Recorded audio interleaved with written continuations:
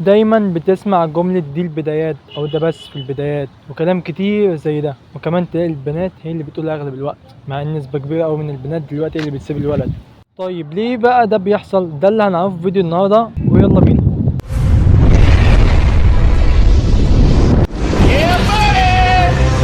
اول العلاقة الشرعية اللي عشان اعلمك ازاي تنشط وازاي تبقى نسوانجي، من هنا عشان اعلمك ازاي تحافظ على البنت اللي انت بتحبها اللي هي خطيبتك او مراتك. ما علينا، على طول في الاول تلاقيها بتهتم بيك وبتستثمر مشاعر ووقت ومجهود. ده اسمه فلسفة الريد بيل اللاف بومينج او قنبلة الحب. قنبلة الحب دي بتشمل الحاجات اللي لسه قايلينها دلوقتي. وخلي بالك على فكرة البنت بتستعمل الحركة دي عشان تعميك عن الريد فلاكس، بتخليك من كتر الاهتمام اللي بيخلي هرمون الدوبامين عندك بالسما، ويخليك مش قادر تبعد عنها عشان عقلك تعود على المستوى العالي ده من الدوبامين. بقت الكومفورت زون بتاعتك، زائد انها بتهتم عشان انت ما كنتش مهتم بيها اصلا. عرفت دلوقتي ليه البنت بتيجي ورا اللي مش معبرها؟ عشان كده بتلاقي اغلب البنات بتقول انت تحبه وهو ما يحبكش، تهتم بيه وتحبه وتخليه جوه عينيك، جوه نن عينيك من جوه، هو ولا يعبرك. هي كده، هي التركيبه بتاعتها جايه كده من ايام رجل الكهف. دلوقتي خلينا ننتقل الى ما بعد اللاف بومينج. طيب خلينا نقسمهم لاربع او خمس مراحل عشان ما تتوهش مني بس. اول مرحله انتهاء مرحله اللاف بومينج. زي ما قلت في البدايه ان البنت بتعمل كده عشان تكسب رضاك او اعجابك او اهتمامك الى اخره. ده غالبا بيكون ناتج عن الحماس اللي بيحصل للبنت لما تكون داخله علاقه جديده او جايه تستكشفك انت، يعني هي متشوقه تشوف بقى انت مين وهتعمل ايه لو هي اهتمت الى اخره. بعد فتره بتلاقي المشاعر دي بقت ترجع لطبيعتها واحده واحده. اكيد مش في يوم وليله، عشان كده اغلب العلاقات بتقعد 3 6 شهور، سنه. واللي قعدت اكتر من كده يبقى هي مش لاقي حد احسن منك. وده انا اعرف استراتيجيه التقابل الفوقي. ايه هو التقابل الفوقي؟ هعلمين لك فيديو عنه ان شاء الله. لما العلاقه بترجع لطبيعتها بيبان كانه تجاهل او قله اهتمام. فلما العلاقه بتبدا تتراجع الى حدها الطبيعي بقى اللي هو الدوبامين خلص وكل دوت بقى الاستكشاف والشوك والغموض والحاجات دي، فلما تلاقيه خلص بيبان كانه تجاهل او قله اهتمام. تمام. وده ينقلنا الى المرحله التانية، فقدان التحدي والاثاره. البنت بطبيعتها بتحب التحدي والإثارة والغموض، فلما بتحس انك بقيت كتاب مفتوح مفيش جديد، كل كلام وردة فعله بقت متوقعة، بتحس انك بقيت مضمون بالنسبة ليها، مفيش جديد، مفيش يعني حاجة خارجة عن الصندوق، مفيش حاجة، كل حاجة بقت عادية.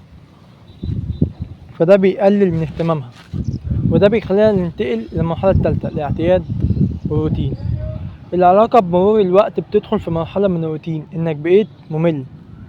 ودي حقيقة، انت بقيت ممل بالنسبة لي. عشان كده بقولك خلي عندك حياة، مستقبل، جيم، حاجات جديدة في يومك بتعملها أو عايز تعملها، أو حاجة أنت معطلها بتسوفها. وأوحش حاجة التسويف، صدقني لازم تجري أهدافك. أنت هنا مش عشان خاطر البنت دي راكب في الرحلة بتاعتك، أنت بتمشي وهي جاية معاك، جت ما جاتش خلاص، في بنات كتير غيرها. ما تعلقش بنفسك بنت، البحر مليان سمك. بس خليك فاكر انت بتعمل كده عشان نفسك، ما تخليش بنت هي تحركك عشان مستقبلك. لو البنت دي راحت هي اصلا ما ضافتش قيمه حقيقيه لحياتك. انت اصلا كنت عاملها هي الشغف بتاعك، انت بتعمل كل حاجه عشان تسعدها هي، واللي هي راحت البنت انت هتقف انت بتعمله وحياتك هتتدمر يا حبيبي. ما ينفعش. في ناس كتير قوي البنت يعني شافتهم خلاص ما بقوش الرجاله دي رجاله بجد، اللي هم يخلوا بالهم البنت بتخاف على نفسها، هي جوه هي فاهمه، البنت فاهمه اللي هي بتعمل كده ليه. حتى لو انت بتهتم حب مشاعر اهتمام، هي هتزهق منك وهتشوفك ضعيف، ما عندكش حاجه جديده في يومك، مفيش غيرها في يومك. انت هي بس لاولوياتك، هي ما ينفعش ابدا ان دوت يحصل. نخش على المرحله الرابعه، اختلاف التوقعات. احيانا البنت بتكون داخله على العلاقه او بتكون داخله العلاقه بتوقعات معينه. لما بقى بتدخل في العلاقة وتكتشف ان العلاقة اللي هي فيها مش بتلبي التوقعات العالية اللي كانت في دماغها، بتبدأ تبعد تدريجيا. اوعى اوعى تيجي وراها، ده هيقلل منك وهيبينك عيل ما عندوش كرامة ولا حياة، ان هي احسن حاجة حصلت في حياتك. لو هي عايزة تبعد عادي، العالم فيه اكتر من 2 مليار بنت، وكلهم اشكال والوان واحجام، وكلنا عارفين الحوارات دي يعني.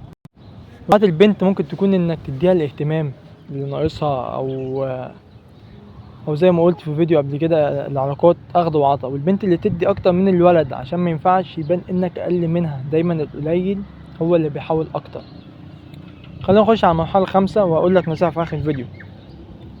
5. اختبار المشاعر الحقيقيه. فتره الحب الاولي اللي هي ايه؟ الهاني بيس، او مش عارف نطقها صح ولا لا، بس ما علينا. الفتره دي مش دايما بتعكس المشاعر الحقيقيه، هي بس داخله تجرب زي ما قلت. ازاي بقى هي بتعرف المشاعر الحقيقيه دي؟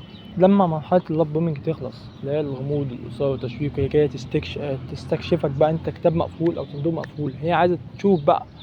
عشان هعمل لك فيديو عن ازاي تبقى غامض باذن الله. لغايه ما لما مرحله اللاب بومينج تخلص والعلاقه بقى بتمر بمراحل استقرار، وبعدها البنت تشوف انت الفا ولا بيتا. وهعمل لك فيديو عن ايه الفا وبيتا والفرق ما بينهم. ودلوقتي خلينا نخش على النصيحه. النصيحه هي ان لو بنت اهتمت بيك تجاهلت، اتشقلبت، خليك هادي ومستقر. خليك عارف وفاكر ان دي بس اختبارات لرد فعلك. لو رد فعلك انك بقيت ضعيف وبتجري ورا البنت، ده حاجة وحشة جدا يعني، كلنا عارفينها. هي ممكن في الاول تديك كمان يعني، بص الفخ ده ممكن تديك في الاول اكتر مشاعر بقى واهتمام، كل الكلام دوت عشان بس تخليك تعمل اكتر، تيجي وراها اكتر، تديها مشاعر اكتر. اوعى تعمل كده، دي كأنها بتربيك من تاني. في فيديو في القناة عملت فيديو على القناة عن 5 غلطات انت بتعملها وانت مش واخد بالك مع البنت. بخش شوف، هيفيدك جدا جوه. بعدين اعمل لك فيديو عن الشيت تيست، الاختبارات، وازاي انت تتعامل معاها. لو انت بتقدر نفسك وعارف قيمة نفسك كويس، كذلك البنت هتعكس السلوك. يعني انت بتحترم نفسك، مش تخلي حد يقل احترامه معاك. بتقدر نفسك. لو بتقدر نفسك مش هتخلي اي حد يقلل منك، وعارف قيمتك كويس مش هتيجي ورا اي بنت. كذلك البنت هتعكس السلوك دوت، تبقى عارفة ازاي تحترمك، ازاي تحترم مبادئك وخطوطك. فاهمني؟ واخر الفيديو متنساش لايك واشتراك وتفعيل زر الجرس لو استفدت بحاجة، عشان الناس الكل جديد. السلام عليكم.